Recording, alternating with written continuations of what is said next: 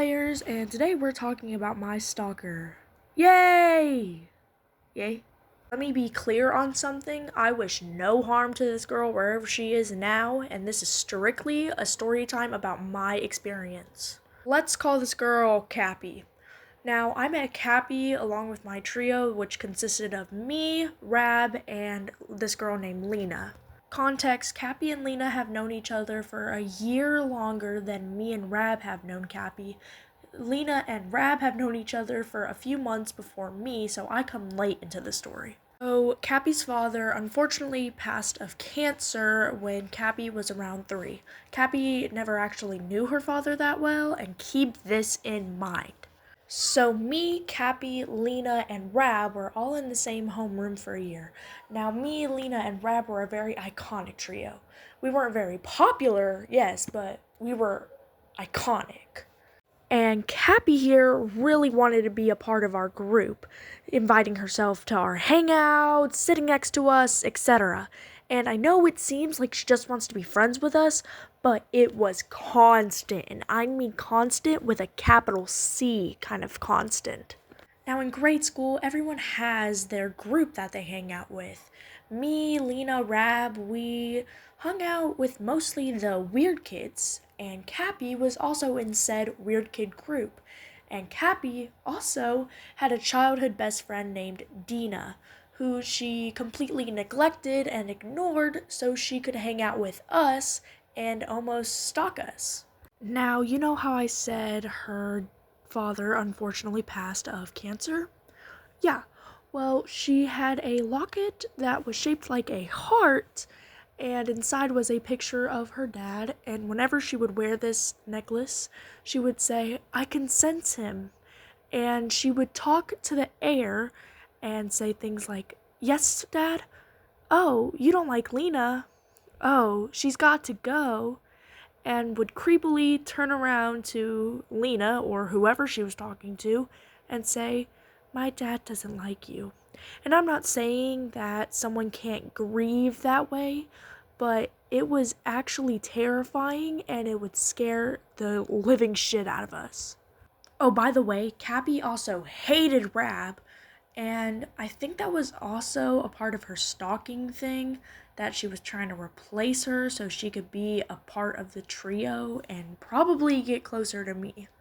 So fast forward next year, Rab leaves the school in general, me and Cappy get the same homeroom, and Lena gets a different homeroom teacher. Now this is Cappy's peak stalker year, not just me, but everyone. So we get 2 new boys. We'll call them Jedi and Loki. And Cappy had a crush on Loki, but not just Loki. She also had a crush on me, Lena, and Jedi. So this other girl, who we'll call Rika, also had a crush on Loki. And Loki liked her back. And as all grade school relationships go, they got together immediately. And Cappy obviously had a problem with this. And see, a little quirk about Cappy is she liked to bring her diary to school. Now one day, she left her diary open and went to use the bathroom while I was sitting next to her. And like the curious little girl I was, I looked through it. Should I have done that? No! Never look through people's property, okay? Now, I was in the wrong for that, and I should have done that, and I deeply apologize for looking through it. Anyways, as I'm doing my little snoop, I come across a very interesting page. It was this detailed page on how much she loved Loki and how she would kill Rika for him. And I should have shut that diary right then and there, but I didn't. I kept looking until I found a page of little stickmen representing me, Rab, and Lena, and Rab violently crossed out with things saying "finally gone" and labeled her as Rab, so I knew it was her. And I tell you, the only thought I had in my head was, "Oh fuck no." I mean it, dude. That shit was the scariest thing I'd ever seen in my life. That diary so fast, and I never told Cappy I saw it, and I never mentioned it ever again. And you thought Dina was safe? Nope. On a very special day, Cappy got into an argument with Dina, her childhood best friend, like I mentioned, and Cappy got so upset that she took a wood chip off of the playground and stabbed her own foot with it. And she had to go to the nurse, and when she came out, she seemed more scary, even.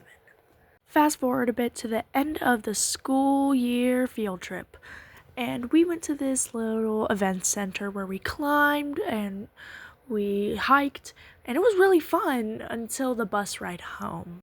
Now, of course, Cappy made me sit with her, and I was thinking to myself, oh, this is fine.